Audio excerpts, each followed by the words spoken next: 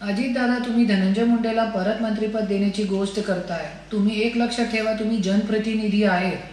धनंजय मुंडे प्रतिनिधी नाही, जे तुम्ही फक्त त्यांचा विचार करताय. बीड जिल्ह्याचे तुम्ही पालकमंत्री आहे.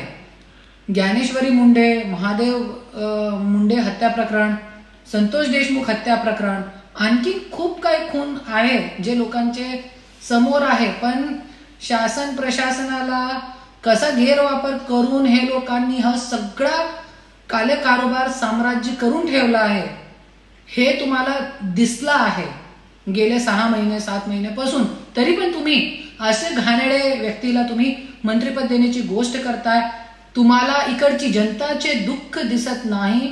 जनप्रतिनिधी असताना ज्ञानेश्वरी मुंडे, संतोष देशमुख हत्या प्रकरण, करुणा मुंडे, आमच्या मुलाबाळांची काय अवस्था करून ठेवलेली आहे त्यांनी येऊन बघा एकदा आणि नंतर तुम्ही विचार करा. आणि असे घाणेरड्या व्यक्तीला जरी तुम्ही मंत्रिपद परत देताय तो महाराष्ट्राची जनता हे सहन करणार नाही.